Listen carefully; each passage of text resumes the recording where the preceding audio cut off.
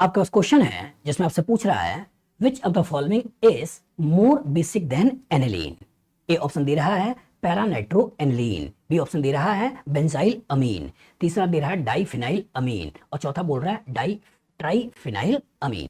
चलिए सोचिए क्वेश्चन क्या है, which of the following is more basic than aniline. तो एनिलीन एक रेफरेंस वैल्यू हो गई और इससे ज्यादा बेसिक की बात वो कर रहा है। सोचिए बेसिक की बात कर रहा है तो 20 के क्वेश्चन को कैसे करना है। तो 20 के क्वेश्चन को करने के केवल और केवल एक ही तरीका मैंने आपको बोला है, केवल और केवल क्या देखना है, available electron density on donating atom.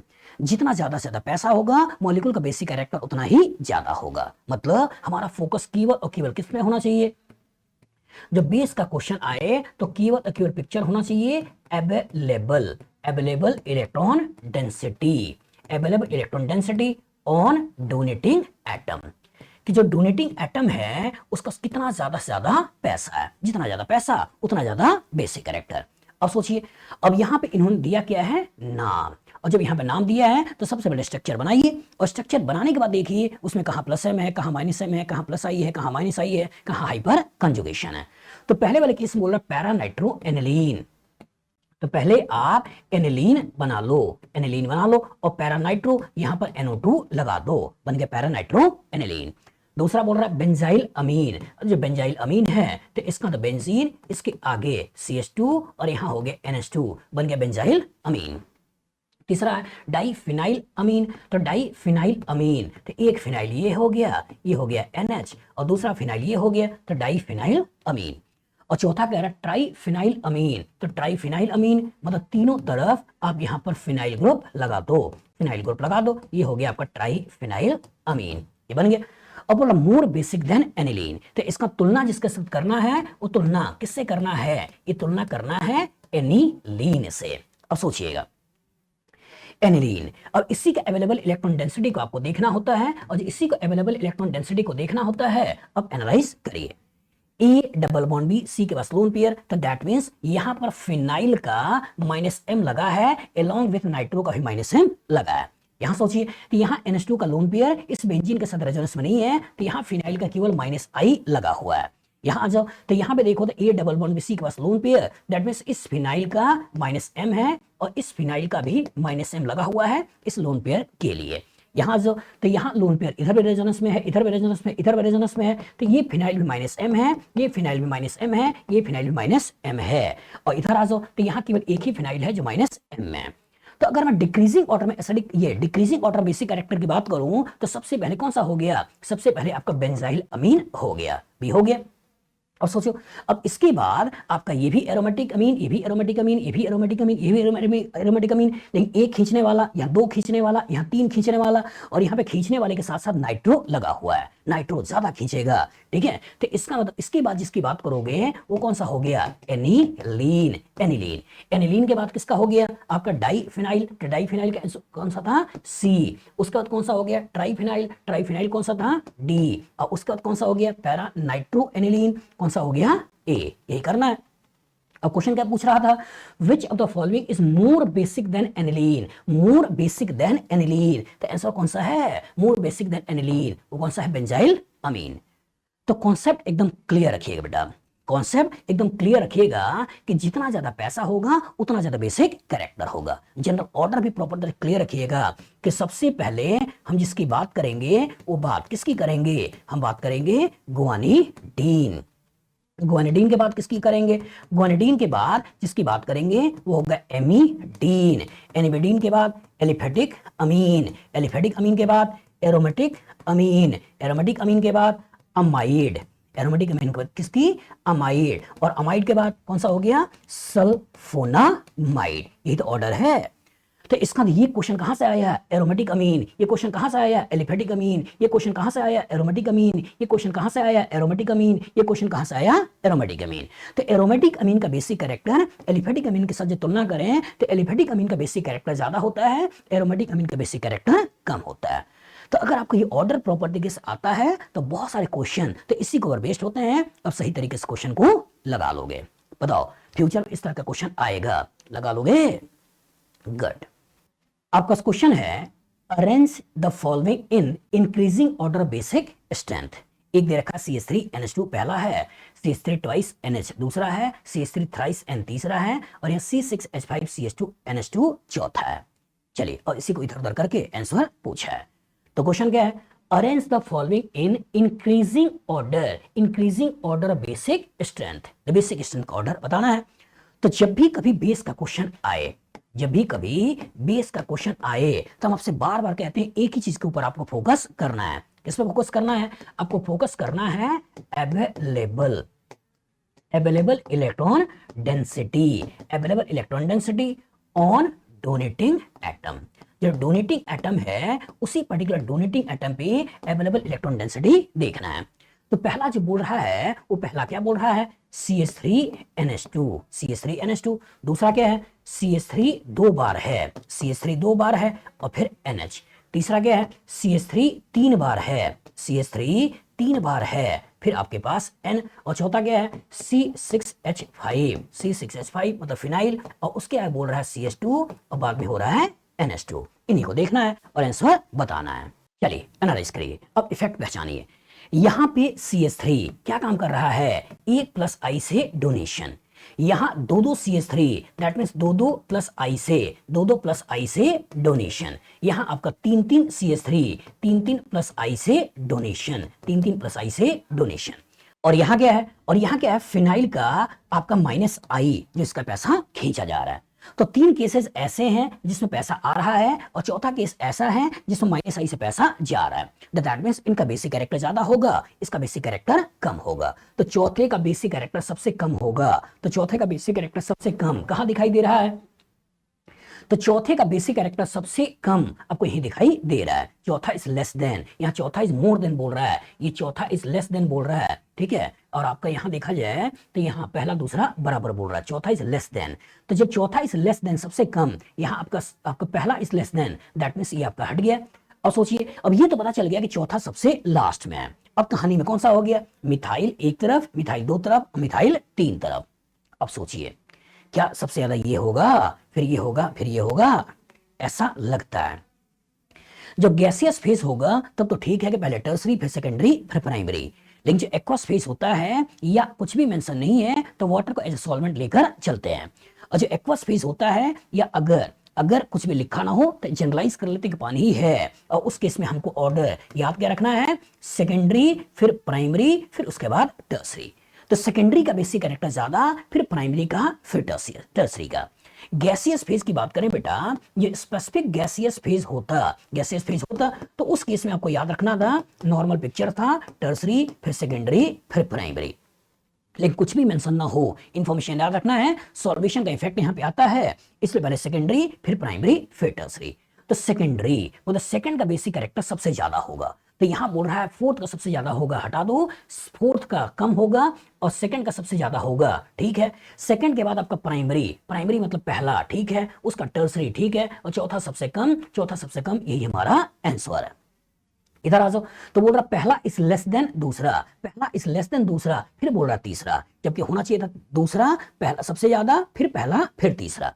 और यहां आ जाओ तो चौथा इज लेस देन तीसरा और पहला दूसरे को बराबर कह रहा है, पहला दूसरा बराबर नहीं होगा। तो कॉन्सेप्ट एकदम क्लियर रखिएगा कि जब मिथाइल अमीन में तुलना करते हैं प्राइमरी सेकेंडरी टर्सरी में, तो सबसे पहले सेकेंडरी अमीन सोचना है, फिर प्राइमरी अमीन सोचना है, फिर टर्सरी अमीन सोचना है। लेकिन नहीं, अगर मिथाइल की जगह इथाइल होता तो इसको भी दिमाग में रखिएगा कि सबसे पहले सेकेंडरी फिर टर्सरी और फिर प्राइमरी होता है। इंफॉर्मेशन याद रखना है और उसके बाद इस क्वेश्चन को अप्रोच करना है। बताओ फ्यूचर इस तरह का क्वेश्चन आएगा, लगा दोगे? गुड। आपको क्वेश्चन है the correct statement regarding the basicity of aryl amine is। A option दे रहा है aryl amine are generally less basic than alkyl amine because the nitrogen lone pair electrons are delocalized by interaction with the aromatic ring pi electron system। B option बोल रहा है aryl amines are generally more basic than alkyl amine because the nitrogen lone pair of electrons are not delocalized by interaction with the aromatic ring pi electron system. C option बोल रहा है aryl amines are generally less basic than alkyl amine because of aryl group. और चौथा बोल रहा है aryl amines are generally more basic than alkyl amine because the nitrogen atom in aryl amine is sp hybridised. सोचिएगा, सारा का सारा focus कहाँ है? अल्काइल अमीन पे, एराइल अमीन पे। और जो अल्काइल अमीन की बात कर रहे हैं तो इसका मतलब मान लो हम साइक्लोहेक्सेन और यहाँ NH2 बना दें जिससे कि एराइल वाला बेंजीन भी साथ साथ दिखने लगे, एक जैसा फील हो। तो यहाँ पे है क्या? Aryl amine, that means aniline, और अल्काइल अमीन तो सिंगल बॉन्डेड कार्बन से NH2। तो सोचो, इसके लोन पेयर के बारे में सोचो और इसके लोन पेयर के बारे में सोचो। तो 20 का क्वेश्चन आपको कैसे करना होता है? तो 20 का क्वेश्चन करने के लिए हम आपसे बार बार बोलते हैं केवल और केवल फोकस एक चीज पे करना है। वो फोकस किस पे करना है? Available electron density, available electron density on donating atom कि जो डोनेटिंग एटम है उसके पास कितना पैसा है, उसी के ऊपर हमारा फोकस होना चाहिए। तो यहां अगर देखें तो यहां अल्काइल का प्लस आई लगा हुआ है जो पैसा बढ़ा रहा है, और यहां देखें तो ये रेजोनेंस में होने की वजह से फिनाइल का माइनस M लगा है जो पैसे को खींच रहा है। इसका मतलब अल्काइल अमीन का बेसिक कैरेक्टर ज्यादा होगा, एराइल अमीन का बेसिक कैरेक्टर कम होगा। क्यों कम होगा? क्योंकि इसका लोन पेयर पाई के साथ क्या है? रेजोनेंस में इन्वॉल्व है। तो ई ऑप्शन को ध्यान से देखो तो यही तो कह रहा है कि aryl halides, aryl amine are generally less basic than alkyl amine because nitrogen lone pair of electrons are delocalized। अगर रेजोनेंस में है इसको क्या बोलते हैं? delocalized by interaction with aromatic ring pi electron। ये तो है। तो इसी के जो पाई इलेक्ट्रॉन है इन्हीं के द्वारा इंटरेक्शन है, माइनस M के कारण इलेक्ट्रॉन खींचा गया है, इसका डिलोकलाइजेशन हो रहा है, पैसा एक जगह फिक्स नहीं है, पैसा बढ़ गया है, मतलब बेसिक कैरेक्टर कम हो गया है। और जब बेसिक कैरेक्टर कम हो गया है यही हमारा आंसर है। और यहां बोल रहा है aryl amines are generally more basic, हटा दो, aryl amines are generally less basic than alkyl amine because of aryl group. इससे क्या हुआ? कुछ बताया नहीं, मतलब भूल जाओ। और यहां बोल रहा है aryl halides, aryl amines are generally more basic, that means भूल जाओ। तो जब भी कभी क्वेश्चन एराइल अमीन और अल्काइल अमीन में क्वेश्चन आ जाए तो केवल दिमाग में ये बैठाइएगा कि जितना ज्यादा पैसा उतना ज्यादा बेसिक कैरेक्टर। तो यहाँ माइनस M से पैसा खींचा गया है, बेसिक कैरेक्टर कम है, यहाँ प्लस आई से इलेक्ट्रॉन बढ़ा है, बेसिक कैरेक्टर ज्यादा है। बताओ, फ्यूचर में अगर कभी ऐसा लैंग्वेज वाइज क्वेश्चन आ जाए तो लैंग्वेज को सही तरीके से पढ़कर दिमाग में बैठाकर क्वेश्चन लगा लोगे। गुड। आपके पास क्वेश्चन है, यहाँ पर बेंजीन पे ऊपर SO3H है, नीचे COH है, इसका रिएक्शन 1 मोल सोडियम एसिटेट के साथ कराया है और आपसे प्रोडक्ट पूछा है। The product will be, A option में यहाँ पर सल्फोनिक एसिड को वैसे ही छोड़ दिया है, इस कार्बोक्सिलिक एसिड से प्रोटॉन खींचकर इसका सॉल्ट बना दिया है। बी ऑप्शन में सल्फोनिक एसिड का सॉल्ट बना दिया है, एसिड को ऐसे ही छोड़ दिया है। सी ऑप्शन में दोनों का सॉल्ट बना दिया है, और डी ऑप्शन में कह रहा है कि रिएक्शन इज नॉट फिजिबल। सोचिए, कहानी का जो किरदार है उस किरदार में आपके पास है क्या? बेंजीन है और बेंजीन के साथ यहाँ लगा हुआ है SO3H। दूसरा यहाँ क्या है? COOH। यहाँ कहानी में COOH है और इसका रिएक्शन किससे कर रहा है? 1 मोल केवल एक ही जगह रिएक्शन करना है, 1 मोल सोडियम एसिटेट से। और जब केवल 1 मोल सोडियम एसिटेट से इसका रिएक्शन करना है तो ये एज अ बेस कहीं एक ही जगह रिएक्शन करेगा, या तो रिएक्शन सल्फोनिक एसिड पे करेगा या तो रिएक्शन कार्बोक्सिलिक एसिड पे करेगा।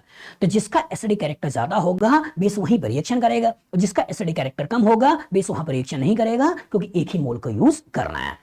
तो क्वेश्चन, सल्फोनिक एसिड का एसिडिक कैरेक्टर ज्यादा है या कार्बोक्सिलिक एसिड का एसिडिक कैरेक्टर ज्यादा है? किसका ज्यादा होता है? Sulphonic acid. क्यों? क्योंकि इसके प्रोटॉन को निकाल के कॉन्जुगेट बेस बनाओगे तो इधर भी प्लस M इधर भी प्लस M, मतलब SO2R का प्लस M लगा हुआ है। लेकिन जब आप इसके प्रोटॉन को निकाल के नेगेटिव चार्ज बनाओगे तो केवल कीटोन का माइनस M लगा हुआ है, तो कीटोन का माइनस M कम होता है, SO2R का माइनस M ज्यादा होता है, तो इसका कॉन्जुगेट बेस ज्यादा स्टेबल है, इसका कॉन्जुगेट बेस कम स्टेबल है। तो दैट मींस अगर एक ही जगह रिएक्शन करना है तो कहां करना है? वहां करना है। और जब वहां करना है तो इसके कोरस्पॉन्डिंग जितने पार्ट में चेंज ना हो उसे ऐसे ही बना लो, और उसी के प्रोटॉन को खींच लिया, और प्रोटॉन को खींच के इसका सॉल्ट बनाओगे तो सॉल्ट कुछ ऐसे बन जाएगा, यहाँ नेगेटिव और यहाँ पॉजिटिव। और साथ में चूंकि H इसको मिल गया तो ये आपको साथ में क्या दे देगा? साथ में दे देगा एसिटिक एसिड। ये तो करना है। तो मतलब इसके प्रोटॉन को खींचकर सॉल्ट बनाना है और उसको प्रोटॉन देते हुए एसिटिक एसिड के रूप में निकाल देना है, ये देखना है। तो ई ऑप्शन सल्फोनिक एसिड है, भूल जाओ। बी ऑप्शन में इसका सॉल्ट बना दिया, एसिटिक एसिड निकल गया, यही हमारा आंसर है। और सी में दोनों की बात कर रहा है, दैट मींस भूल जाओ। इस क्वेश्चन के कोरस्पॉन्डिंग जो मैं आपसे पूछने की कोशिश कर रहा हूं वो ये है कि जब एक से ज्यादा एसिडिक ग्रुप मौजूद है तो किसका एसिडिक कैरेक्टर ज्यादा है, किसका एसिडिक कैरेक्टर कम है? तो जिसका एसिडिक कैरेक्टर ज्यादा होगा बेस पहले उसी के प्रोटॉन को खींचेगा और कोरस्पॉन्डिंग सॉल्ट बनाएगा। बताओ, फ्यूचर में इस तरह का क्वेश्चन आएगा, लगा लोगे? गुड। आपका क्वेश्चन है which of the following reaction is not feasible. A option में बेंजोइक एसिड का सोडियम बाइकार्बोनेट के साथ रिएक्शन करके ये कंपाउंड बना रहा है।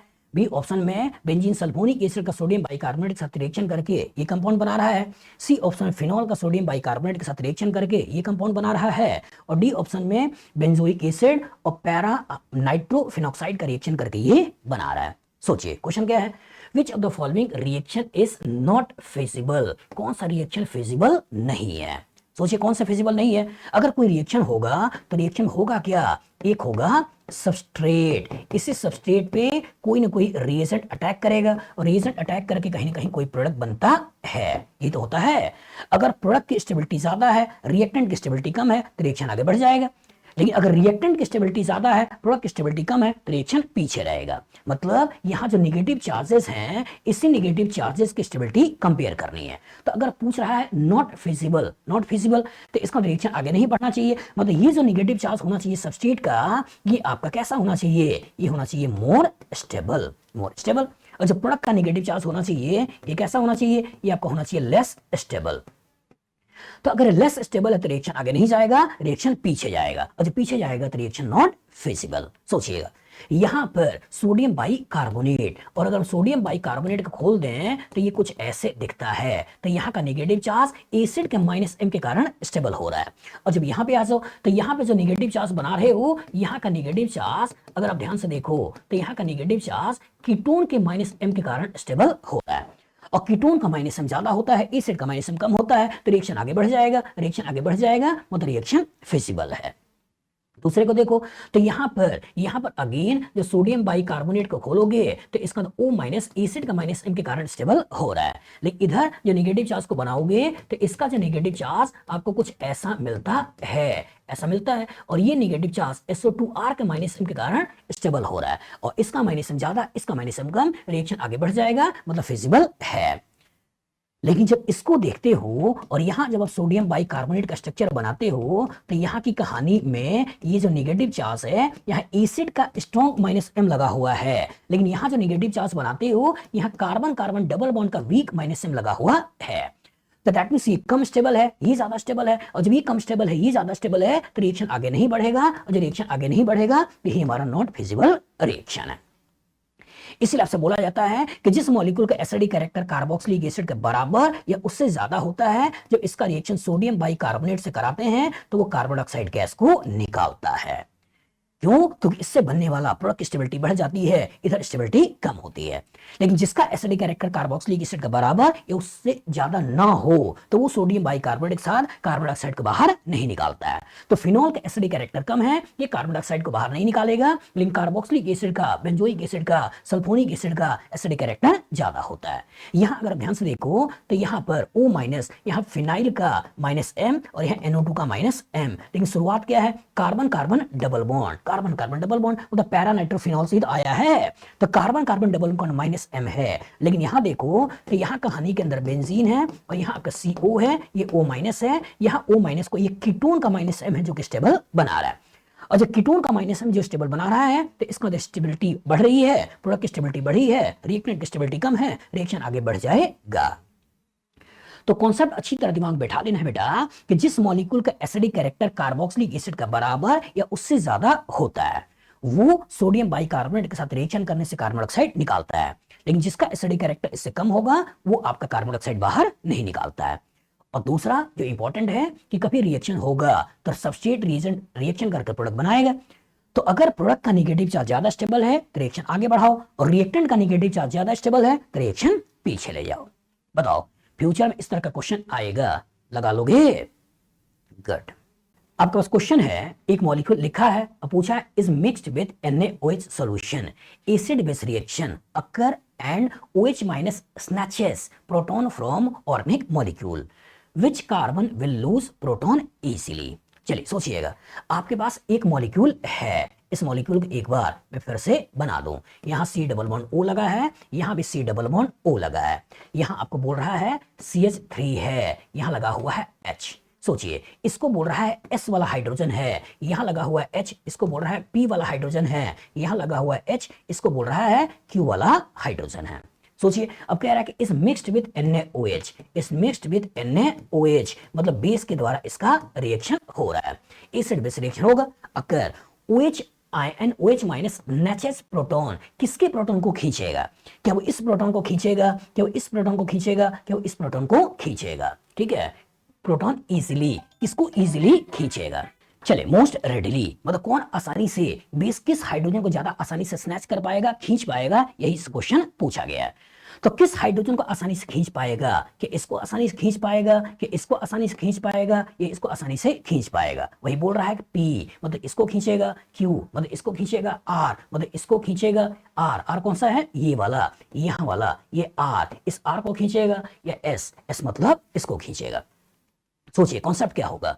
कॉन्सेप्ट होगा कि यहां से प्रोटॉन खींचने के बाद जो आयन बना रहे हो उसकी स्टेबिलिटी ज्यादा होनी चाहिए, और जितना ज्यादा स्टेबल होगा उतना आसानी से प्रोटॉन को वो खींच लेगा। क्योंकि बेस है ना, तो बेस है तो किसको खींचेगा? प्रोटॉन को खींचेगा।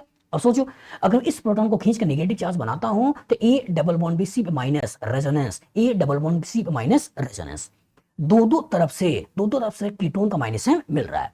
अगर इस प्रोटॉन को खींच कर नेगेटिव बनाऊं तो इधर तो रेजोनेंस है, इधर रेजोनेंस नहीं है। इसके प्रोटॉन को खींच कर नेगेटिव बनाऊं, कहीं भी रेजोनेंस नहीं है। इसके प्रोटॉन को खींच कर नेगेटिव बनाऊं तो एक तरफ रेजोनेंस है, एक तरफ से इंडक्टिव इफेक्ट लगा हुआ है।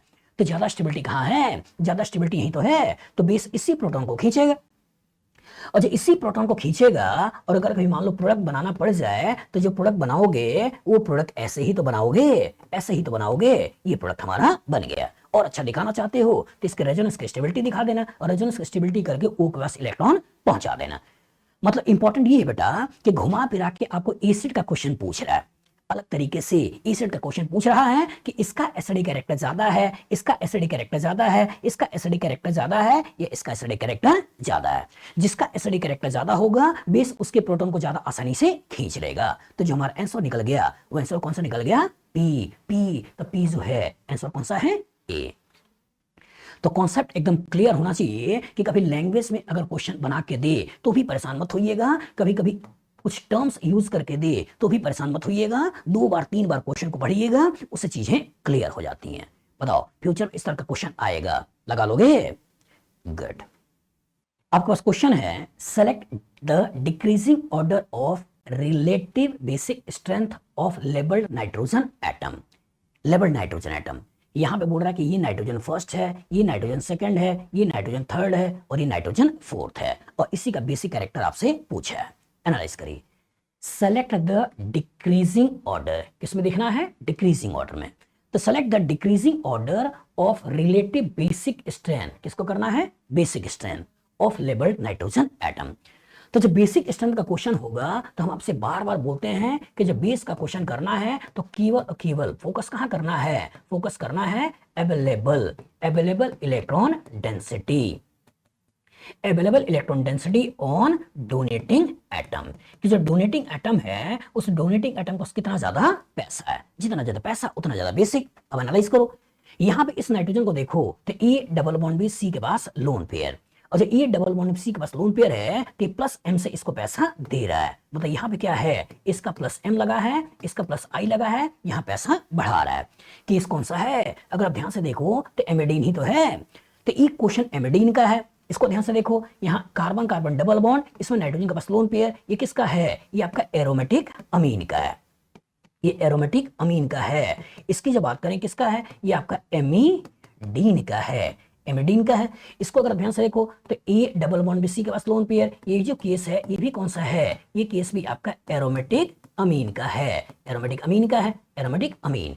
इसको देखो तो CONH2, ये केस किसका है? ये केस है आपका अमाइड का। तो याद करो जनरल ऑर्डर जो मैंने आपको लिखवाया था वो क्या लिखवाया था? सबसे पहले आपको सोचना है गुआनिडीन, गुआनिडीन के बाद क्या सोचना है? आपको सोचना है एमिडीन, एमिडीन के बाद क्या सोचना है? आपको सोचना है एलिफेटिक अमीन, एलिफेटिक अमीन के बाद क्या सोचना है? एरोमेटिक अमीन, एरोमेटिक अमीन के बाद क्या सोचना है? आपको सोचना है अमाइड, और लास्ट में जो सोचना है वो सोचना है सल्फोनामाइड। यही हमारा ऑर्डर था। क्यों था? सोचो, यहां NH2 का प्लस M, यहां NH2 का प्लस M, 2 प्लस M यहां पैसा बढ़ा रहे हैं। यहां सोचो, यहां NH2 का प्लस M, यहां आपका R का प्लस I, जो यहां पैसा तुलनात्मक कम बढ़ाए। इधर आ जाओ, तो यहां R का प्लस I, यहां फिनाइल का वीक माइनस M, यहाँ कीटोन का स्ट्रॉन्ग माइनस M, और यहाँ RSO2 का स्ट्रॉन्गेस्ट माइनस M। तो सारा खेल यही तो है, available electron density on donating atom. तो जो पहला है वो पहला केस आपका एमिडीन का है, और जो तीसरा है वो तीसरा केस आपका अमाइड का है। और ये जो आपका दूसरा और चौथा है ये किस किस का है, ये केस आपका एरोमेटिक अमीन का है। तो मतलब कि गुआनिडीन एमिडीन, एमिडीन का बेसिक कैरेक्टर ज्यादा, तो एमिडीन का बेसिक कैरेक्टर ज्यादा, यहाँ गलत और यहाँ गलत। तो एमिडीन का बेसिक कैरेक्टर ज्यादा, तो एमिडीन का बेसिक कैरेक्टर ज्यादा ले लिया। अमाइड का बेसिक कैरेक्टर कम, तो अमाइड का बेसिक कैरेक्टर कम ले लिया। अब बच्चा ये भी एरोमेटिक अमीन है, ये भी एरोमेटिक अमीन है। अब इसको ज्यादा बेसिक सोचें या इसको ज्यादा बेसिक सोचें, इसको कैसे बनाओगे सोचो, इसको सोचो। तो 1 2 3 तीन ग्रुप अगल बगल लगे हैं, और जब तीन ग्रुप अगल बगल लगे होंगे तो ये प्लेन के बाहर आ गया, ये दोनों प्लेन के पीछे चले गए। और जब ये प्लेन के बाहर आ गया तो इसका लोन पेयर इस बेंजीन के साथ रेजोनेंस में कम होगा, मतलब इस पर्टिकुलर में SIR इफेक्ट लग गया, स्टेरिक इनहिबिशन ऑफ रेजोनेंस। और स्टेरिक इनहिबिशन ऑफ रेजोनेंस की वजह से इसका लोन पेयर कम डिलोकलाइज होगा, दैट मींस अवेलेबल होगा किसी को देने के लिए, इसलिए इसका बेसिक कैरेक्टर बढ़ जाता है और इसका बेसिक कैरेक्टर कम हो जाता है, क्योंकि इसके अगल बगल कोई ग्रुप लगा हुआ नहीं है। मतलब इसका लोन पेयर प्रॉपर तरीके से रेजोनेंस में इन्वॉल्व होगा, लेकिन इसका lone pair out of plane होने की वजह से रेजोनेंस कम इन्वॉल्व होगा, बेसिक कैरेक्टर बढ़ाएगा, इसलिए बोलते हैं सेकंड, फिर बोलते हैं फोर्थ। तो कॉन्सेप्ट एकदम क्लियर होना चाहिए कि बेसिक कैरेक्टर के जो क्वेश्चन पूछना होगा या करना होगा तो केवल और केवल आपका फोकस किस पे होना चाहिए, available electron density on donating atom. दूसरा, ये जनरल ऑर्डर आपको प्रॉपर तरीके से आना चाहिए कि पहले गुआनिडीन, फिर एमिडीन, फिर एलिफेटिक अमीन, फिर अमाइड, एरोमेटिक अमीन, फिर अमाइड और लास्ट में सल्फोनामाइड। बताओ, इस तरह का क्वेश्चन अगर फ्यूचर में आएगा लगा लोगे? गुड। आपका क्वेश्चन है जिसमें आपको दे रहा है among the given reaction which of the following favours backward reaction. A option में आपको CH3CH2 माइनस है, CH3NH2 का रिएक्शन है, आगे बढ़ा रखा है। यहाँ पे इथॉक्साइड का फिनॉल के साथ रिएक्शन है, आगे बढ़ा रखा है। यहाँ पर प्रोटोनेटेड आपका पिरिडीन है, इसका रिएक्शन करा रखा है, और यहाँ पे आपका इस तरह का एक रिएक्शन करा रखा है। चलिए एनालाइज करिए। Among the given reaction which of the following favours backward reaction, कौन बैकवर्ड रिएक्शन फेवर करेगा? अच्छा, बैकवर्ड रिएक्शन फॉरवर्ड रिएक्शन की बात करते हैं, इनडायरेक्टली रिएक्शन की बात करते हैं, तो रिएक्शन में होता क्या है, एक होता है रिएक्टेंट, और इससे रिएक्टेंट का मतलब सबस्ट्रेट और रिएजेंट का रिएक्शन कराकर हमको बनाना क्या होता है, बनाना होता है प्रोडक्ट। और अगर कभी निगेटिव चार्जेस वगैरह दिखाई देते हैं तो हमको इसी निगेटिव चार्ज की स्टेबिलिटी सोचना है।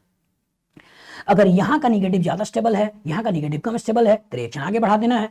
और अगर यहाँ का निगेटिव ज्यादा स्टेबल है, यहाँ का निगेटिव कम स्टेबल है, तो रिएक्शन पीछे कर देना है। तो सोचिए, यहाँ पर इस निगेटिव ने इसके प्रोटॉन को खींचकर ये निगेटिव बना दिया, तो यही तो आपको देखना है कि क्या ये नेगेटिव चार्ज ज्यादा स्टेबल है या ये नेगेटिव चार्ज ज्यादा स्टेबल है। अगर ये नेगेटिव ज्यादा होगा तो रिएक्शन आगे बढ़ा दोगे, और वो नेगेटिव ज्यादा होगा तो रिएक्शन पीछे कर दोगे। तो सोचिए, कार्बन के पास नेगेटिव है और यहाँ नाइट्रोजन के पास नेगेटिव है, कहाँ ज्यादा स्टेबल होगा, कार्बन या नाइट्रोजन? नाइट्रोजन। आपने पढ़ा है मोर इलेक्ट्रोनेगेटिव के पास इलेक्ट्रॉन ज्यादा स्टेबल होते हैं, लेस इलेक्ट्रोनेगेटिव के पास इलेक्ट्रॉन कम स्टेबल होते हैं। तो ये नेगेटिव ज्यादा स्टेबल है, वो नेगेटिव कम स्टेबल है, तो रिएक्शन आगे बढ़ जाएगा। लेकिन हमको चाहिए क्या, बैकवर्ड, मतलब आंसर नहीं है। दूसरा, यहां अगर इथॉक्साइड को देखें तो ये CH3 है, CH2 है, O माइनस है, और यहाँ फिनॉक्साइड को देखें तो ये बेंजीन है और इस बेंजीन के ऊपर O माइनस है। तो सोचिए, ये O माइनस के लिए अल्काइल प्लस I का काम कर रहा है और इस O माइनस के लिए फिनाइल माइनस M का काम कर रहा है, तो दैट मींस इसका इलेक्ट्रॉन ज्यादा डिलोकलाइज्ड है, दैट मींस इसकी स्टेबिलिटी ज्यादा है, इसकी स्टेबिलिटी कम है। और जो इसकी स्टेबिलिटी ज्यादा है तो ये रिएक्शन भी आगे बढ़ जाएगा। लेकिन जरा इनको देखिए, जब पॉजिटिव वाली कहानी आती है, जब पॉजिटिव वाली कहानी आती है तब कैसे करना है। और जब पॉजिटिव वाली कहानी आती है तो इसके हाइड्रोजन को पहले हटा दो और सोचो कि ज्यादा बेसिक कौन सा है। सोचो, अगर इसके प्रोटॉन को हटा दें तो इसका तो ये जो मॉलिक्यूल है, ये मॉलिक्यूल कौन सा है, ये पिरिडीन है, और इसके अगर सोचें तो ये कौन सा है, ये आपको पायरोलिडीन है। तो इसका मतलब यहां नाइट्रोजन डबल बॉन्ड माइनस आई, यहां नाइट्रोजन सिंगल बॉन्ड प्लस आई, तो इसका बेसिक कैरेक्टर ज्यादा, उसका बेसिक कैरेक्टर कम। और जो इसका बेसिक कैरेक्टर कम है, इसका बेसिक कैरेक्टर ज्यादा है, तो अगर ये प्रोटोनेट करके बॉन्ड बनाता है प्रोडक्ट में तो रिएक्शन फॉरवर्ड है, लेकिन अगर ये कभी प्रोटोनेट करके बॉन्ड बनाता है प्रोडक्ट में तो रिएक्शन फॉरवर्ड डायरेक्शन में नहीं जाएगा। बोल क्या रहा है कि लेस बेसिक के द्वारा प्रोटोनेशन करा रखा है, और जो लेस बेसिक के द्वारा प्रोटोनेशन करा रखा है और मोर बेसिक के द्वारा प्रोटोनेशन आपका प्रोडक्ट में करा रखा है, तो जो ज्यादा बेसिक होगा वही तो प्रोटोनेट करके आगे बढ़ेगा। तो दैट मींस है क्या, अगर इसका बेसिक कैरेक्टर ज्यादा है तो बड़े आराम से इसके प्रोटॉन को खींचकर आगे बढ़ा देगा। मतलब कि जब कभी ऐसा क्वेश्चन हो तो पहले इसका न्यूट्रल वाला फॉर्म सोच लो और अपने आप से पूछो कि ये ज्यादा बेसिक है, ये ज्यादा बेसिक है। जो ज्यादा बेसिक होगा उसने जिधर की तरफ प्रोटोनेशन कर रखा होगा वो रिएक्शन उधर की तरफ जाएगा। तो ये ज्यादा बेसिक है और इसका प्रोटोनेशन प्रोडक्ट साइड में हुआ है तो रिएक्शन में फॉरवर्ड डायरेक्शन में आगे बढ़ जाएगा। लेकिन इसको देखो, अगर इसके बारे में सोचें तो ये एक 5 मेंबर रिंग है, यहां लगा हुआ CO, यहां लगा हुआ है NH, प्रोटॉन हटा दिया, और यहां की कहानी में सोचा जाए तो ये आपका CO और ये आपका NH ऐसे बना है।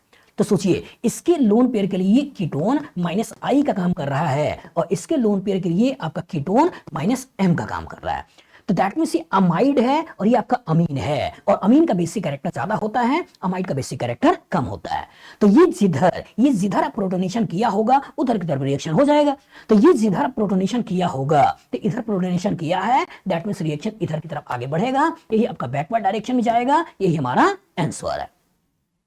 तो याद रखिएगा कि जब कभी नेगेटिव चार्ज के साथ तुलना करना हो तो नेगेटिव जिधर ज्यादा स्टेबल उधर बढ़ा दो, जिधर कम स्टेबल उधर छोड़ दो। लेकिन कभी बेस के साथ तुलना करे और इसके क्वेश्चन पूछे तो प्रोटॉन को हटा के पहले न्यूट्रल सोच लेना है और उसमें जो बेसिक कैरेक्टर ज्यादा रखेगा उधर की तरफ प्रोटोनेशन कराना है। अगर वो प्रोडक्ट के साइड में है तो रिएक्शन प्रोडक्ट में भेज दो, अगर वो रिएक्टेंट साइड में है तो रिएक्शन को रिएक्टेंट की तरफ भेज दो। बताओ फ्यूचर में इस तरह का क्वेश्चन आएगा, लगा लोगे? गुड। आपके पास क्वेश्चन है what is the major product of given reaction. आपके पास एक मॉलिक्यूल है, इसको HCl का रिएक्शन करना है, 1 मोल का ही रिएक्शन करना है। ए ऑप्शन बोल रखा है इसके द्वारा प्रोटोनेशन करा के ये बनाना है, बी ऑप्शन बोल रखा है इसके द्वारा प्रोटोनेशन करके ये बनाना है, सी ऑप्शन में बोल रखा है इसके द्वारा प्रोटोनेशन करके आपको ये बनाना है, और डी ऑप्शन बोल रखा है इसके द्वारा प्रोटोनेशन करके ये बनाना है। मतलब छुपा हुआ क्या पूछ रहा है? छुपा हुआ पूछ रहा है कि इनमें कौन ज्यादा बेसिक है। जिसका बेसिक कैरेक्टर ज्यादा होगा वही प्रोटॉन के साथ बॉन्ड बनाएगा और कॉरस्पॉन्डिंग प्रोडक्ट दिखेगा। सोचिएगा जब भी कभी बेस का क्वेश्चन पूछा जाए तो हम आपसे बार बार केवल एक ही तो पिक्चर बोलते हैं जो आपको दिमाग में बैठाना है। वो क्या बैठाना है? Available electron density on donating atom. कि जो डोनेटिंग एटम है उस डोनेटिंग एटम के पास कितना सारा पैसा है, जितना ज्यादा पैसा उतना ज्यादा बेसिक कैरेक्टर। तो जितना ज्यादा पैसा उतना ज्यादा बेसिक कैरेक्टर, तो ही आपको पहचानना है। तो सोचिए क्या इसका लोन पेयर रेजोनेंस में है ए डबल बॉन्ड बी, सी के पास लोन पेयर, तो दैट मींस रेजोनेंस में है, बेसिक कैरेक्टर कम। क्या इसका लोन पेयर रेजोनेंस में है? कैसे? सोचो A double bond B, C के पास lone pair, that means resonance में है, बेसिक कैरेक्टर कम। सोचो क्या इसका लोन पेयर रेजोनेंस में है? नहीं, आगे सिंगल बॉन्ड है, बेसिक कैरेक्टर ज्यादा। क्या इसका लोन पेयर रेजोनेंस में है? नहीं, मतलब इसका बेसिक कैरेक्टर ज्यादा। तो ये तो क्लियर हो गया कि इन दोनों का बेसिक कैरेक्टर कम है, इन दोनों का बेसिक कैरेक्टर ज्यादा है। अब जल्दबाजी में बच्चा क्या करेगा? जल्दबाजी में बच्चा करेगा कि सिंगल बॉन्ड के ऊपर नाइट्रोजन है, डबल बॉन्ड के ऊपर नाइट्रोजन है, तो सिंगल बॉन्ड का बेसिक कैरेक्टर ज्यादा होता है, डबल बॉन्ड का बेसिक कैरेक्टर कम होता है। तो जल्दबाजी में बच्चा इसके द्वारा प्रोटोनेशन करा देगा, अब प्रोटोनेशन कराकर इस तरह का आंसर सोच लेगा। लेकिन ट्विस्ट क्या है? ट्विस्ट ये है कि इसका प्लस m इस नाइट्रोजन को पैसा दे रहा है, और इसका प्लस m इस नाइट्रोजन को पैसा दे रहा है, तो इसके पास अवेलेबल इलेक्ट्रॉन डेंसिटी बहुत ज्यादा बढ़ गई, और इसके पास अवेलेबल इलेक्ट्रॉन डेंसिटी बहुत ज्यादा बढ़ गई तो इसके द्वारा ही आपको प्रोटॉन के साथ बॉन्ड बनाना है। और इसके द्वारा जो प्रोटॉन के साथ बॉन्ड बनाना है तो कहानी का जो किरदार आने वाला है उस किरदार में यहां आपको सोचना है प्रोटोनेशन, और इस तरह की स्पेसीज सोचनी है। इनमें तो कोई चेंज है नहीं, नाइट्रोजन ऐसे ही छोड़ दो, ये नाइट्रोजन ऐसे ही छोड़ दो, इसी को पकड़ो। तो इसी को पकड़ो तो ये कहानी कहां दिखाई दे रही है? ये कहानी डी में दिखाई दे रही है। तो कॉन्सेप्ट यहां बड़ा अच्छा है बेटा कि नॉर्मल पिक्चर में एरोमेटिक अमीन, नॉर्मल पिक्चर में पिरिडीन, नॉर्मल पिक्चर में एरोमेटिक अमीन का डेरिवेटिव, नॉर्मल पिक्चर में एलिफेटिक अमीन को लेकर क्वेश्चन बना दिया है। लेकिन इसी pyridine के अगर इस पोजीशन में NH2 लगा होगा तो इसके प्लस M से यहां पैसा बढ़ेगा, और इसके प्लस M से यहां पैसा बढ़ेगा, दैट मींस इस नाइट्रोजन का बेसिक कैरेक्टर सबसे ज्यादा हो जाएगा। अगर यहीं पे नाइट्रोजन NH2 वाला नहीं होता और केवल इन्हीं तीनों में तुलना कर रहे होते तब बोलते कि इसका बेसिक कैरेक्टर ज्यादा है, लेकिन इस NH2 के लगने की वजह से यहां अवेलेबल इलेक्ट्रॉन डेंसिटी बढ़ गई, इनडायरेक्टली बेसिक कैरेक्टर बढ़ गया। बताओ फ्यूचर में इस तरह का क्वेश्चन आएगा, लगा लोगे? गुड। आपके पास क्वेश्चन है most basic compound among the given compounds are. A option में एनिलीन है, बी ऑप्शन में साइक्लोहेक्साइल अमीन है, सी ऑप्शन में pyridine है और डी ऑप्शन में 6 मेंबर रिंग NH है, पायरोलिडीन है। चलिए सोचिएगा, जब भी कभी बेस का क्वेश्चन आता है, जब भी कभी बेस का क्वेश्चन आता है, तो जब बेस का क्वेश्चन आता है तो हमको केवल और केवल क्या पिक्चर दिमाग में बैठाना है? पिक्चर बैठाना है available electron density, available electron density on donating atom, कि जो डोनेटिंग एटम है उस डोनेटिंग एटम के पास कितना सारा पैसा है, जितना ज्यादा पैसा होगा उसका बेसिक कैरेक्टर उतना ही ज्यादा होगा। तो यहां अगर ध्यान से देखो, इस नाइट्रोजन का A double bond B C के पास lone pair phenyl minus M से पैसा खींच रहा है। जब इस नाइट्रोजन के बारे में सोचो तो यहाँ अल्काइल ग्रुप प्लस I से पैसा दे रहा है। जब इस नाइट्रोजन के बारे में सोचो तो यहाँ डबल बॉन्ड माइनस आई से पैसा खींच रहा है। जब इसके बारे में सोचो तो अल्काइल ग्रुप प्लस आई से पैसा दे रहा है। ये तो है। तो इसका मतलब अगर क्वेश्चन पूछ रहा है कि most basic compound, most basic, तो इसका बेसिक कैरेक्टर कम हो गया, इसका बेसिक कैरेक्टर कम हो गया, इन्हीं दोनों में कोई ना कोई होगा। अब सोचिए, ये आपका प्राइमरी अमीन है, एक तरफ से ही पैसा आया, और ये आपका सेकेंडरी अमीन है, दो तरफ से पैसा आया। और दो तरफ से पैसा आया तो क्या अवेलेबल इलेक्ट्रॉन डेंसिटी ज्यादा नहीं हो गई? हो गई, इसलिए इसका बेसिक कैरेक्टर सबसे ज्यादा हो गया। कॉन्सेप्ट एकदम क्लियर हो, एलिफेटिक अमीन का बेसिक कैरेक्टर ज्यादा होता है, एरोमेटिक अमीन का बेसिक कैरेक्टर कम होता है। ऑर्डर याद है? तो ऑर्डर में हमने आपको बार बार जो बोला है वो क्या बोला है? NH2, C यहां NH और यहां NH2, कौन सा है? ग्वानिडीन। ग्वानिडीन के बाद क्या बोला है? यहां R, यहां C NH और यहां NH2, मतलब एमीडीन। एमीडीन के बाद क्या हो गया? एलिफेटिक अमीन। एलिफेटिक अमीन के बाद क्या हो गया? एरोमेटिक अमीन। एरोमेटिक अमीन के बाद क्या हो गया? आपके पास अमाइड, और अमाइड के बाद लास्ट में क्या हो गया? सल्फोनामाइड। सल्फोनामाइड। इन्हें क्वेश्चन लगाना है। तो जब कहानी में इस तरह के किरदार आए तो प्रॉपर तरीके से क्लियर रखिएगा कि ये एरोमेटिक अमीन बेसिक कैरेक्टर कम, एलिफेटिक अमीन बेसिक कैरेक्टर ज्यादा, और सेकेंडरी अमीन का बेसिक कैरेक्टर प्राइमरी अमीन के बेसिक कैरेक्टर से ज्यादा है। बताओ फ्यूचर में इस तरह का क्वेश्चन आएगा, लगा लोगे? गुड।